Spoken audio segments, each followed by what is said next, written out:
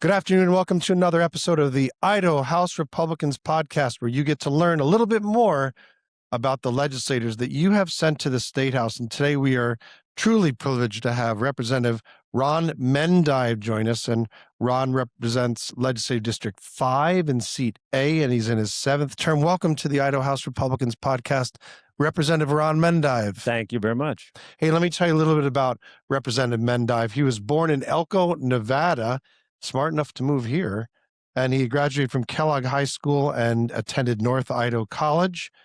He is a 5-term PC, precinct committeeman, which is kind of the grassroots of our party, and he's a principal in a corporation that developed the first self-igniting pellet stove. That's correct. That's a pretty cool thing. It actually is, yeah. It's a really cool thing. Residuals were really nice when we had them, but the patent expired after 17 years. But it's nice. It was a good ride. Dang. Well, that's good for you. But the most important part of your life, of course, is Shirlene, right? How many years have you been married? 55. Attaboy. Yeah, wow. Yeah. That's impressive. You have 3 children and 6 grandchildren. That's correct. Okay. And well, just welcome to the show, and thank you for joining us. Thanks for having me. Appreciate being here. So Representative Mendive, let's talk about Legislative District 5 and tell people where it is, and then what do people in Legislative District 5 care about? Like, what are the issues that drive them? Well, District 5 is basically the west 1/3 of Kootenai County. Kootenai County has expanded. There were 3 districts. Now there's a little bit more. There's part of another one, but basically the west 1/3. It's a very conservative district for the most part. It's growing, changing, as is all of Idaho.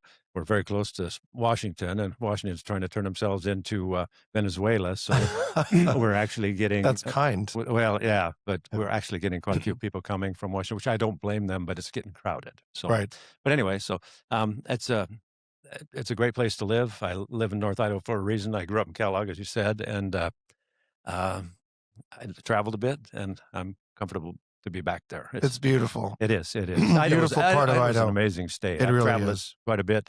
Horses and different things. We've got wilderness. We have a lot of things that are really wonderful in Idaho. It's a great place. So I have to ask you about this, your entrepreneurship there. Sure. Are you an engineer by trade? Are you an entrepreneur by trade? How did you come up with, how'd you get involved in this, creating the first self-igniting pellet stove? Well, actually, I'm in college. I started out as an engineer. Dad was a mining engineer. Oh, okay. Then I in the middle of all that, I realized that all I ever did was math and science, and I thought, right. I'll spread out. So I went into liberal arts and different things, and so I just kind of I've spent my life trying to figure out what I wanted to do when I grew up. Have you figured it out yet? I haven't. This was not on my bucket list either, by the way, but I haven't figured it out yet. But now I used to worry about it. I don't worry about it so much anymore. I think I've run out of time, so it's just going to take care of itself. Well, you picked the right woman. I mean, 55 years, that's a good thing. That's true. Yeah, no, she's been a blessing in my life, and she keeps me straight. The other thing you figured out is you are helpful here in the State House. You've been here 14 years. I have. So tell people why you got involved in politics and why you continue to come back. Well, I guess actually probably to support my wife more than anything. She's probably better off with me down here than up there yelling at the telephone or at the TV set when some of the things are going on, because I've always been politically inclined. I got involved as a PC and kind of went up that route, and an opportunity presented itself to run for office. I wasn't sure. And anyway, prayed about it, thought maybe this is something I should do. I told my wife that. She said, "You're crazy." So, and I was going to a meeting that night, and when I got home, she said, "I think you're supposed to run." I said, "No, I think not." So anyway, actually, there's a story to that, because she said, "Oh, so your wife talked you into it?" Well, no, it was both. But anyway, so actually, if you're familiar with George Mueller and his ministry in England, he ran an orphanage, and so basically, he decided if God wanted that orphanage, that he would provide for it. So he never ever asked for money. And they always had everything they needed. Well, so she said, "Well, let's use the George Mueller approach." I said, "Great," because I was chairman at that time of the elections committee for the Kootenai County Republican Central Committee. So you put out a fleece. Well, so I thought, okay, good. I agree with you. I won't ask anybody for campaign money, and I never have in 14 years. If you look at my Sunshine Report, you're going to see that Pretty there's boring. Not much there. Well, there's not much there. Right. We spent what we had when we had it. And so the rest is just, we just pray about it, and we've done it. So it actually, he keeps me, God's he keeps me provided. here. He has, and he keeps me here. So I guess The important thing in life is do what he wants you to do, be where he wants you Praise to be. God So on that. this is it. Then I'm comfortable here. So here I go. So tell me about the committees on which you serve. Well, I've been on education my whole time here. And Okay. actually, I chair resources and conservation. And actually, I'm very well suited to that. In my past, as I've been searching for what I want to do, when I grew up, I've logged. I worked in the mines when I was going to college. I've done all sorts of different things. The pellet stove thing, that kind of came up, and you asked about that. Basically, so a friend of my brother said, pellet stoves would be great if they could fix some of the problems. So he got started working on it. And then we spent a year working on this, developing the self-ignition, the different feed system. And so it was quite a ride. It was Incredible. So then we realized we couldn't afford to bring it to market. We just didn't have the resources to do it. So then we signed an agreement with Quadrifire. And so he and I went up there and we drafted and designed, built the first two actually. And then they kind of took over. He worked with them. We kind of worked with them. And anyway, it was very successful. It might still be number one on, I don't know, as far as market share. And That's that was incredible. back in 1990. So it's been there for a long time. My pellet stove is serial number 1, and it's been heating my house for 37 years. So That's fantastic. yeah, it's pretty impressive, really. So. Hey, so let's talk about some of the bills you've been working on Okay. and some of the other passions you have. But so one of the bills that has your name on it is House Bill 628, and it's about the parents' right to teach their children how to drive. But talk about the bill, what you saw as the issue, and how you solve it with this bill, because I believe is it law now? It is. He did Okay. sign it. And So talk actually, about that. There's a history to that, and I suppose that points to the need for longevity here. I Right. used to be a person who believed in term limits, and now I will tell you that having been here, the learning never ends. Right. And so if we did have term limits, if they were too short, the agencies would run the government, because you need people that understand how the system works. So anyway, back to the bill, and it has a history of basically a constituent brought the idea, and I've always been a believer in parental choice. I strongly support the parental choice and education things we've been doing, and I've been working on that for 12 years. But this driver's ed thing,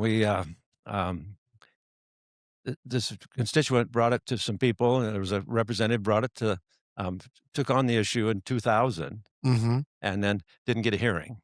And then in 2001, Brandon Mitchell, another representative, he took it on, and he got a hearing and ended up on the amending order, and it ended there. So I started in 22, and so I got it through the House. Actually, I had a bill. I got it through the House comfortably, and then it didn't get a hearing in the Senate. It got a hearing, but we didn't get through the Senate. So then the next year, I kept coming back, and so the next year I'm not giving up. No, that's right. Well, sometimes things take a while. Yes. So next year I brought it back, and I got it through both houses quite comfortably, and the governor vetoed it. And actually we had a huge majority in the House, and 17 or 20%, a number of people changed their votes, so we couldn't override in the House. So what does the bill do? It just allows parents to teach their children how to drive up to the point of getting a driver's license. And at one point, only certain, like a rural area or something like that. That was the next year. The next year I thought, so since he vetoed it, and then I came back, and so we thought, well, it would really work well in rural areas. So we opened it up for rural areas, so that and in the urban areas, if the schools did not offer driver's education course, then the parents could do it then. We got that through. And so then the next year I added that you could actually have the online portion. You could do it online for the classroom portion. Okay. So this year, the last we've been doing this, we took it on again, and this time we wanted to open up to everybody in the state that if they want to teach their child how to drive, they can do it. They have to do all of the same things that the regular driver's education does, and then at the end, the student takes the driver's test. And if they are successful, then they could get a driver's license. So actually, it saves the parents about $400, $450, and private is over $600. And so that's a consideration. So anyway, so this is for all you out there. This is a lesson in determination. Now, all the parents in Idaho have the right to teach their kids how to drive and also help them get their driver's license. So Correct. thank you for that. It also proves, by the way, that bills take some time. Some bills take a lot of time to get to where you want them to go, but by biting little tiny bites, you finally got where you wanted to go. And there are So 105 of us here, and so it takes a while to convince your colleagues. exactly. A lot of times we get an idea and we think, well, this is the best thing ever. And so you try to float it, and not everybody agrees with you. So then you have to really work it, and there are some things. And some crazy reason most of the Democrats in the House voted against allowing parents to teach their kids how to drive. But hey, who knows? Yeah. Let's talk about another one, which you did with Mike Moyle, was the co-sponsor. And that's House Bill 789, and it deals with the Coeur d'Alene Tribe Water Rights Settlement Agreement of 2020-26. So what was going on here that you got Oh my you gosh. helped out? Well, that came up in my first term. That's So 14 years yes, ago. it did, yeah. And, Wow. and it was basically the federal government had the idea that they would use the tribes. Probably not real politically correct, but they would use the tribes to take the water rights away from the state. Oh my gosh. And so basically, so when the first claims were filed by the tribe on behalf of the tribe, they wanted stream flows for the St. Joe River, the Coeur d'Alene River. They wanted everything up north, well off the reservation. It was like I say, I think the federal government was actually trying to take away the state's water rights. The state actually controls the water, it's supposed to. So anyway, it went on. We had a bunch of hearings. We crafted a resolution back then so that all the interested parties could actually be present at the hearings, because there was a move to try to just have it done in secret. Oh my. And so then that's a concern. So anyway, we had the first meeting. We had 200 some people. It was a big deal. Things went on. People voiced their concerns. I was a plaintiff. There were several groups had to sue. And so I was a plaintiff in one of those lawsuits. That's been going on for over 10 years. Goodness And so gracious. finally, they reached an agreement this year, and everybody's satisfied. Everybody, at the end of it, it was a long process, but I know some areas in their water rights battles haven't done so well. We fortunately had the benefit of some of the other people that didn't come out so well. We saw some of the things that didn't work well. So we've been working on this for a long time. Another point to longevity, basically. You just Right. things take a while, but it at the end it worked out well. So And it grateful for involved that. the Idaho Water Resource Board. It involved a water supply bank. It involved the Coeur d'Alene Spokane River Oh Basin. yeah.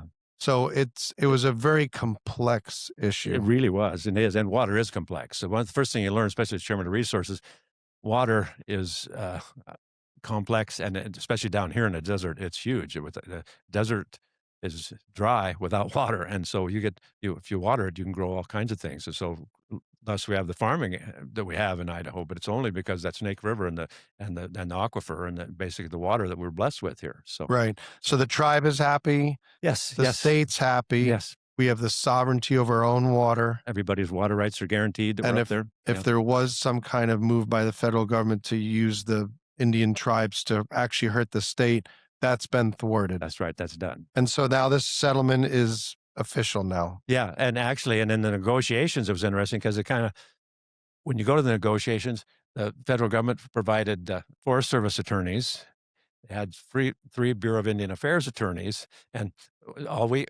as the taxpayers, and that we could afford one, basically, Right. those of us, the group that we did, but we got a good one, and so anyway, it worked out well. Well, congratulations. Thank you. It's been a process, and it didn't always look like it was going to end this well. Again, this is a perfect instance where someone's expertise and persistence winds up paying off for the state, and really probably the tribes are grateful too. I think so, because now there's clarity for everyone. Right, clarity for everyone.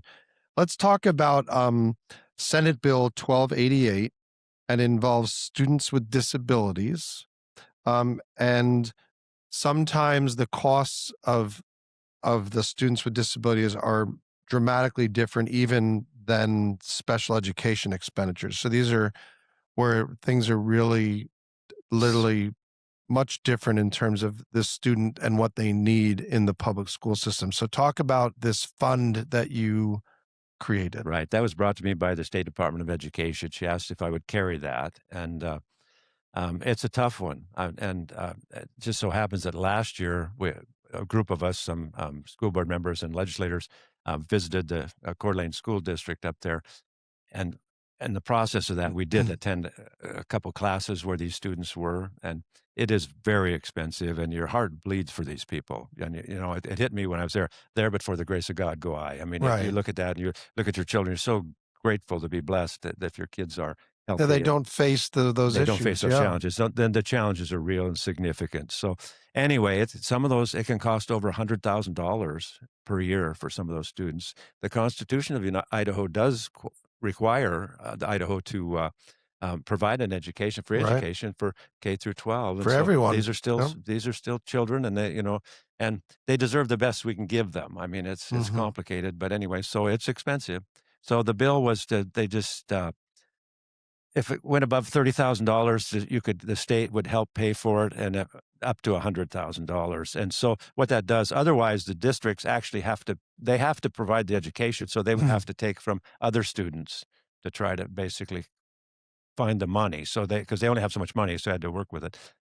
It really hurts like a small charter school or rural schools. If you get one or two of these students, it can take most of your money to educate Right. these guys. So you don't have much for the rest of them. Right. So the state, I think, needed to step up. It was a $5 million fund, basically. For fiscal year 27 is when it would start. And it's going to require appropriation down the road. And this is it's going to be ongoing if they're able to fund it. But it's necessary. Somebody has to pay this money. It's just a question of who's going to do it. And Senator Blaylock, yourself, and Representative Boyle are the sponsors of this. And the funding mechanism is interesting because it would use some driver training money and also some interest from the Idaho Career, what is it? The Idaho Career Readiness Student Fund. Yeah. Is that how it would work? Like for this first year, actually, this is a tough budget year. So yes, Superintendent Critchfield figured she could take it. It's funny because since I have a history of driver's education, it's funny that everybody's got their eye on driver's education money because there is an account there, and so there's money sitting there idle basically. And so she took $4 million out of that fund. Wow! And then she got another $1 million out of the interest. And so that will fund it for this first year. And so, right. So it doesn't come out of the general fund. That's exactly right. This year's tough. I mean, we got tough budget problems. We're voting on right now. We're voting on budgets, and there are cuts. And there's not enough money to go around. We all face that from time to time. So very ingenious way to fund it. It was. And tell us where this bill is now. Actually, it's passed, and it's on the way to the governor. It's well done. We got it through the House, and there was a Senate bill. So it came through the House, and so it did pass. There were, I don't remember exactly, 20 or some no votes, but still an adequate majority to certainly send it to the governor. So that's where it's at now, and I'm quite confident he will sign it. So yeah, I mean, well done. Even though I have a history. Well done in recognizing the problem and then coming up with a creative solution, including the superintendent of public instruction. Hats off to her from coming up with a way to fund this. Yeah. Now let's talk about, you've obviously been on the education committee, you've said, for the entirety of your 14 years. So last year, House Bill 93 was passed. Yes. And maybe tell us why you were an avid supporter of House Bill 93. And just remind people what it was. Well, actually, that's the parental choice tax credit. Mm-hmm. And so it will actually help to fund, if you choose something other than the traditional public schools, you are able to file for a tax credit, and you get up to $5,000. If you spend more than that, you can get the $5,000, but just as a tax credit. There are a lot of different ways to do this. 13 years ago, going back to longevity, I attended an education event in Salt Lake, and I was first exposed to the idea of an education savings account. Right. And so that's another way to do it. There are several ways to do this. And at the end of the day, the important thing is, are you able to basically find alternatives? Because everybody's different. All students are different. And so find the path that works best for each individual student. So I had a bill, maybe 8 years ago or so, an ESA bill, Education Savings Account bill. And we held it back. That was just before the U.S. Supreme Court was going to rule on. We have a Blaine Amendment that did cause some problems in Idaho. So they made some rulings. And so that kind of opened the door a little bit, helped us out. So anyway, I've been supportive, been working toward this end for all these years. And finally, last year, House Bill 93 passed. And that does provide that and it's. And just remind people, the Blaine Amendment basically was was put in a lot of state constitutions because the person who actually couldn't get it in the U.S. Constitution, it basically said you can't uh, back parochial schools, and it was an anti-Catholic and in our state anti-Mormon kind of bill. Then the Supreme Court came out with a decision that basically said if you offer resources to, the secular schools, you also have to offer those same resources to the religious schools, and that really opened the door to a further conversation that allowed H. Bill 93 to kind of come in on that coattail. Exactly right. Yeah, and basically, we're all taxpayers. So, Right. And if you choose something different, you should still be able to use that portion of your taxes that goes for education for something else. And so, we're getting there. I mean, I'm real happy with where we're at right now. The last session was probably my most successful session ever, as far as seeing things come together. That you were trying to do, and just to remind people. I always felt like House Bill 93 took a lot of air out of the reality of what the commitment that the legislature had to public schools in general, right? $1.5 billion of additional funding in the last 10 years, students, 84% more funding per student, all these CTE classes, 1.8 million continuing education credits, which you've funded with $170 million, a commitment from the legislature. You guys have done a good job supporting public education. All this really did was add another option. And in Idaho, we like options. Absolutely. I think a lot of us live in Idaho because we want to be free. And you can see that it's reflected in our legislature because we do everything we can do to try to maintain freedom. And that's one of the reasons why we're so attracted to some of these other states, frankly. And I don't blame them, but we're doing our best to try to remain free. And that there again, back to the whole idea of the thing, we're all unique. And so the parent knows better than anyone what would work best for their child. So let's just open that door. And I think at the end of the day, that's going to raise outcomes for everyone. Right. Because it also gives the traditional public schools a little bit of competition. And competition creates excellence. We as Americans should totally understand that because that's how we were founded. Right. And we opened the door. Freedom allows competition. Same thing with the telescope. Competition, you create something, and we have the ability to profit from that in this country, which a lot of other places don't have. So, and again, the legislature's been completely committed for literacy, for teacher training. I mean, we are committed to our public education. This was just we're not. It's not a slight against public education. It was saying parents need another option, and we're going to give it to them. And counting higher ed, 62% of the state's general fund revenue goes to education. If we put higher ed in there, so clearly people like to criticize Idaho and say we're one of the states that pays the least for education, but we're given above and beyond. Because other things that actually could use funding have to suffer because we put so much for education. So we are highly invested in education, and we're trying to do everything we can. And this will help. I think it's going to be a big plus. And by the way, the Heritage Foundation ranked Idaho #1 in return on investment in education. So that's not bad. I didn't know that. That's good to know. Also 7% of our kids are coming out of school with a certificate. So this is really, we're and CTE, we're very committed to giving kids opportunity to earn credits while they're in high school, right. and which saves them money when they have to go to school because they've already got a lot of their college credits. Absolutely. And CTE is something we've really expanded in the last few years. We recognize that there, again, not everybody, what we've seen lately is a lot of people come out of college with a lot of debt. Right. And they're in debt for a long time. Terrible. I talked to a physician here at a recent dinner, and she had $500,000 in debt. Incredible. And so she's going to and she was living in poverty. She's a doctor, and she's living in poverty basically because she's trying to pay her school debt. That's crazy. So these folks that can do the CTE class, a lot of times if the states fund the whole thing, you can go to work and you can earn a good living. And so, and higher ed and college, basically some of these classes are not for everyone. We've been told that that's what we all need to do. We all needed to go to college, but there are different things.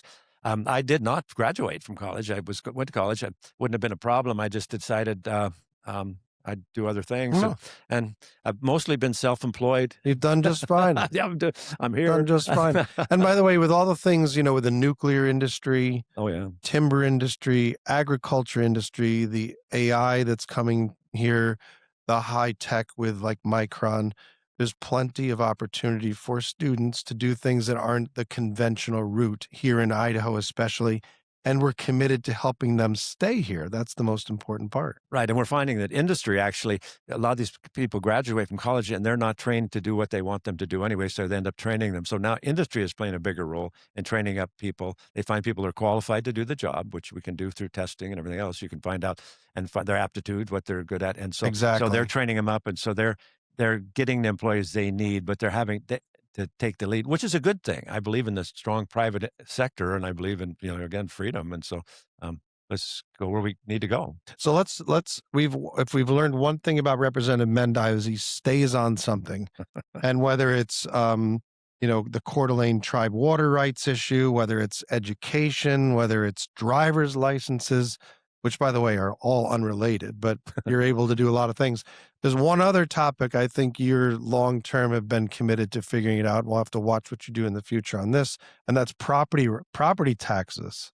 So tell people about what you'd like to see there. Well, property taxes, the property tax on your own home is probably one of the most egregious taxes we have. Right, you pay to live in your own house. You pay to live in your own, well, it's not your own house. And it may be even paid off. It's not your own house. That's the problem. Yeah, right, that's they the let point. you think it's your house, Right, but right. if you don't pay the rent as property taxes for 3 years, they'll sell it. So hardly would describe that you own it. Also, if you want to do something in your house, have to get permission from somebody to do that. That's really private property rights actually go a long ways toward defining our freedom. Right. And so that measures how free we are. And I will tell you also on property taxes, it's an unrealized gain. If you're a business, you can charge more for what you produce. Your house, if you buy a house for $20,000 and then you've lived there for 40 years, the value goes up to $150,000, you're paying taxes on a $150,000 house. You may not have the revenue to do that, so they'll actually force you to have to sell your house, which is ridiculous. It's totally wrong. Well, the problem is it's been 20,000 to 800,000. That's right. Right. That's right. That's what's been. I mean, Idaho is so popular now as a destination for people that the housing market has really exploded here. It really has. And so you're stuck paying a bill that you can't afford to pay in one case, especially if you're retired. So would you like to see the property tax eventually eliminated? On your personal home. Basically, it would And how would you fund that? Well, sales tax. So you'd increase the sales tax, which is a usage tax. It's a consumptive tax. It actually would change the dynamic. If you get into hard times, which happens from time to time, where our economy is cyclical, we have to see different things. So you have to decide whether you want to eat or you want to keep your house. So you keep your house, so you pay the property taxes. So then you might have to eat beans, but you can adjust that. Well, same thing. If it was paid for with sales tax, one thing would happen is the tourists, we have a lot of tourists in the state, they would help with the expenses. Exactly. And so, and which also would help with roads and everything else, different things.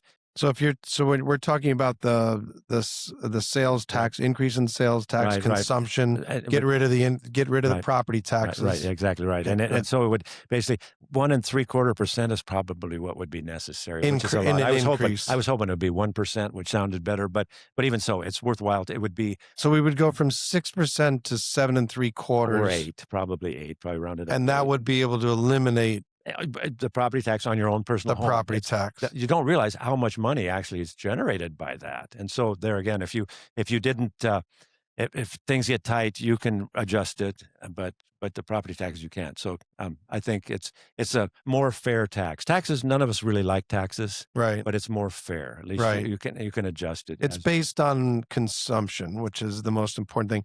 If you're in a home and you're not consuming as much, you're still getting penalized for that. Exactly right. And you may not be able to eat if it depends on what. Well, everyone watch out, because Ron Mendive's new project is property taxes. So that means it's going to happen. He's got a good track record. I think we'll get there. I think, like I say, more and more legislators are interested. Barbara Ehart's looking into this, several of us. And it's one of those things, you get the idea out there. It's a tough pill, 2% increase in the sales tax. Right. But I think at the end of the day, it's better than what we have. There's no. Well, if we get the nuclear potential right, that might help us with that sales tax in the long run. And actually, I would point out too, there are other ways we can get funding in this state. As chairman of resources, I do see the resources that are in this state. Mining, absolutely. And I actually asked Claudio Berti, he's ISGS out of Moscow at the university. And I asked him, I said, when I'm campaigning, I tell people I would venture to say do we have over $1 trillion, which is a monstrous number, really a lot of zeros. $1 trillion worth of mineral resources in this state. Am I blowing smoke? And he thought for a minute. He said, "You're not blowing smoke." Yeah. So basically, 62% of Idaho is federal ground. It's difficult to get permits, but we do have the resources. We got rare earth minerals. We're realizing that now. China's providing some of Right. these things. I don't know that we want to be beholden to China for some of these things that we need for everything, things we use every day, batteries, all kinds of Right. things. These are necessary. Unfortunately, the Trump administration is open not only to the Absolutely. nuclear development, but also Absolutely. much in mining. Right, absolutely. And, So, and there again, It's we're the se- right time to strike. It is. So- And there again, we're blessed to have all this stuff. So anyway, go back. If we did develop some of these things, Right. then That'll help take care of that they would sales help. tax So that's issue. right. We could cut. So it could create more revenue for the state. Because part of the problem, we're a lot of land mass. There are not a lot of people. We got Right. more cows than Yeah. people, I think, Yeah. and so the cows don't necessarily pay taxes like the rest of us. So anyway, I think there are some options here. Hopefully, we'll get there. But Well, it's just been a blessing to spend some time with Representative Ron Mendive on the Idaho House Republicans podcast. And as we always say before we sign off, God bless the great state of Idaho. And again, thank you, Representative Ron Mendive. Again, he represents Legislative District 5. He's in Seat A, 7th term. Thank you again for joining us on the Idaho House Republicans podcast, Representative Ron Mendive. thank you for having me. Sunrise on the Snake River Plain, red, white, and blue in the window pane. Work boots dusty from yesterday, but we're back at it the Idaho way.